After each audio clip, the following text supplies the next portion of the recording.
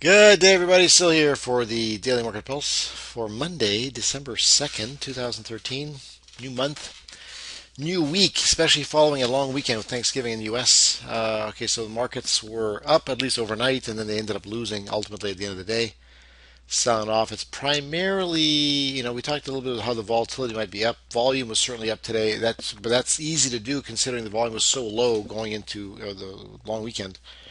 So, with only a half day on Friday, volume's easy to beat, so a little bit of an asterisk, I suppose you could say, next to that. But nonetheless, we talked about how the possibility of the markets could be showing signs of at least some profit taking here based on some of the candle formations, and just to watch out for that.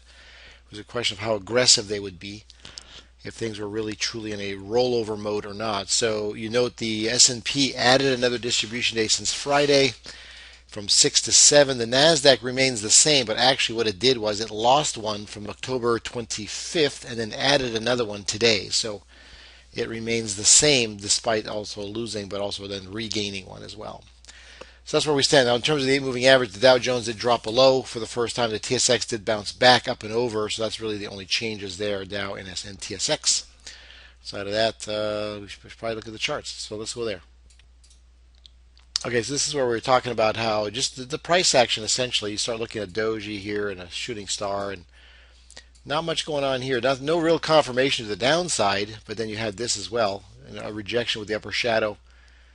New high, of course, formed, but you knew 16,000 would be probably an area that would be pretty decent support. The 8 moving average, maybe slightly lower, but that's essentially exactly what's happening now. So there's a sign that things were not real bullish, but they could be if they were showing signs of a breakout on momentum above. We'll call it 16,200, but right now it is fading back towards 16,000, which would be a likely test of a large, very round number, 16,000. So pretty important psychological level. So that's going to be a place that's going to likely test. It could go a little bit lower as well.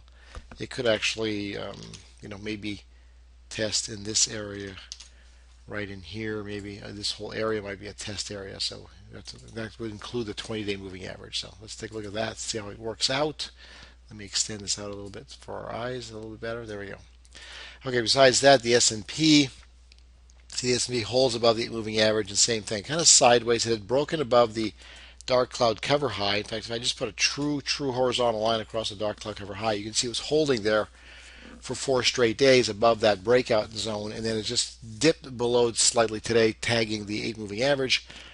It still has room to potentially sink toward the 20. 1800 is the round number. That's exactly where it is now. It could drop into back towards 1775, which is where the change of polarity was, and retest that. Those are possible ranges as well. So ultimately, looking for a break above the highs here over the last few days of about 1813, 1814 for a momentum move on the upside to remain truly long. Let's look at the Nasdaq. The Nasdaq has been, fairly steady and aggressive to the upside. We saw a rising window on Friday, although it was more of a spinning top version. It gapped higher and just kind of stayed there. Now you're seeing a bearish engulfing today, but the window is right there from Friday to hold that as support for now. So we'll see if that can actually be enough to hold it. If not, then you're looking back toward the 8 moving average. You're looking back at the high, maybe at the bearish engulfing high near 4,000, which is again that round number once again. So that's all very likely and very possible. TSX, as mentioned, well, it was alive, of course. Didn't have the Thanksgiving. The Canadians have their Thanksgiving in October. So they were somewhat non-affected. They were trading when the markets in the U.S. were not trading, but they trade very light because there's a reliance from U.S. traders to trade some of these commodity-rich stocks. So you can see it's come off the lows and went up higher, and on Friday, a big surge to the upside, but essentially sold off at the very end, going into the weekend, like we saw even in the index futures as well. So it held below the 8, but today closing back up above the 8. You see the goal line I've got across. That's the evening star high. That's essentially that area that it's been negotiating for multiple days, and it went right back and tagged it and rejected again. So now you've got an 8 moving average, a 20-day moving average going sideways, all stuck together with price action in close proximity. So something's going to give, especially as these Bollinger Bands are very tight. So something's going to have to give here. Strong momentum to the upside or a collapse to the downside. So put your buy stops in, put your sell stops in. You'll get one that's going to be a winner one way or the other. probably worth looking at the US dollar, Canadian dollar, because we have talked about it actually rising back toward 106, and it did so on Friday and then even went higher today, surged even further. So it's 106.50 essentially today. Next target from here really is going to be likely some kind of a measured move or some kind of an extension based on fibs. So change of polarity established. The red line here is now going to be support just below 106. Would be the likelihood. Treasuries faded. They faded. This again was right into the moving averages in a confluence. It did not look super strong after those 4 days up. It looked like it should have more of a shot to retrace. The question is how deep. It would go as deep as 130 back to test the lows again, or it could stop maybe halfway then rebound back up again. But the overall trend was still down. The lows were still going lower, the highs were still going lower, and it was still contending with those declining moving averages as another form of resistance as well. So for now, it's heading lower, testing support levels, 130, 131 level probably. We'll see what it does thereafter. See if it can get you a decent reversal candle for the long side. Otherwise, looking for a breach below 130 on a short toward 128. And then gold. Gold was also green for a period of time during the night, and then it faded. As you can see here, the big red candle is essentially what happened there. So it ran into that gold line, as we saw. It was kind of a resistance area. This is the lows of the doji from mid-October, and just kind of stayed there sideways multiple days and faded hard on a decent flush today, back toward the deeper support level near 1200. So it was kind of in no man's land there. It was either going to go or it had to come back toward 1200, which is what it's essentially doing. A little bit of a pause right now in the after-hour trading, going into tomorrow's trading session as well. A little bit of a green candle, but nothing conclusive on the long side. It still looks like it wants to maybe test 1200 to 1215. And crude, well, crude is definitely finding its support level down here at that lower level, 92, 93. So it found it, bounced several times, came all the way back, flushed reasonably well back on the 27th, and then bounced reasonably on the 29th on Friday, and then today a really strong bounce back higher, back toward the high and beyond the high from Friday, and then into the above the moving average for the first time in several days, and then still looks like it's wanting to trade even higher once again. So it looks like it may have had that flush to finish things off. It still has work to do, obviously, to get back above 96. 95 for sure, but 96, and then maybe it's a lot more bullish at that point, but right now it's got a goal of 95 to 96 for the time being, is what you're looking for on the upside. Natural gas might be worth looking at very quickly.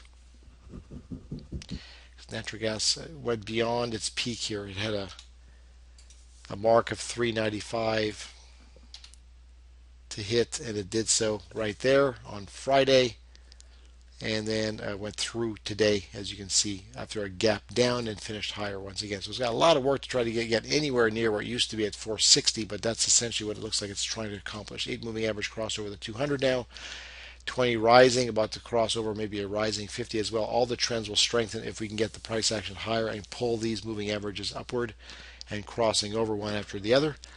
That will only strengthen the trend. Let's look at small caps, because small caps were, there's a lot of weird divergences today in terms of indexes. So we saw the Dow down, we saw the Nasdaq holding up reasonably well. We saw the Russell and the small caps here kind of fade pretty hard near their lows. So they sold off the hardest, it appears. Back toward the 8, back toward the change of polarity, where the gold line is across here at 111.50. And that's going to be a probable test. We'll see if it goes any lower than that, but that's what you're looking for initially, is from here into that 111.50 area first.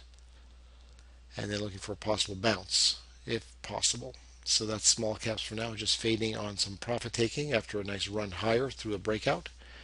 And same thing with the transports, for forming a shooting star today. It's got that large upper shadow, small real body. Without a large upper shadow is at least twice the size of the real body. After following an uptrend, it ran into the 1272 extension essentially and then faded.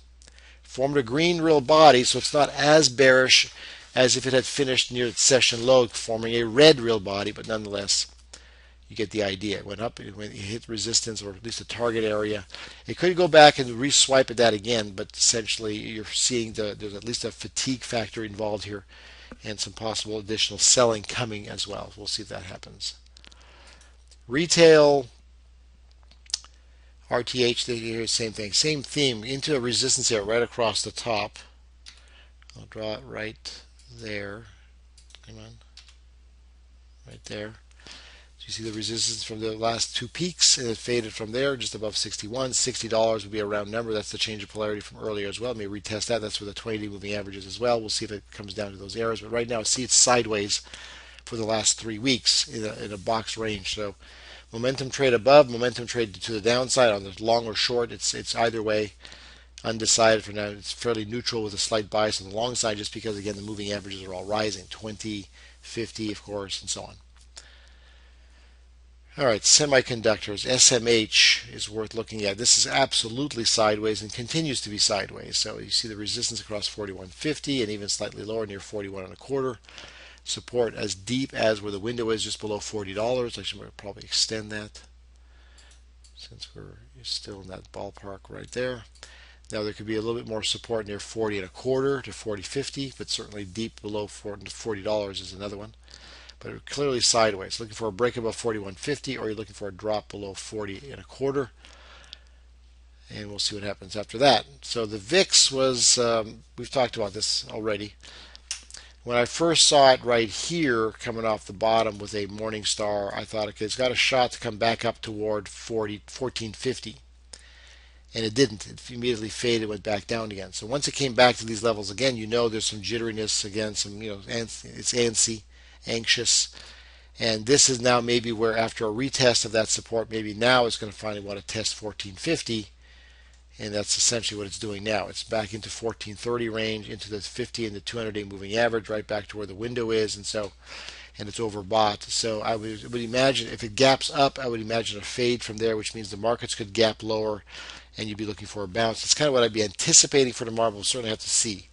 I'm looking for price action on the stocks to maybe either overnight or tomorrow to go lower initially and then look for a bounce at some point. This moving higher potentially, whether on a slow move up or on a gap higher and then eventually fading. We'll see if that's the case.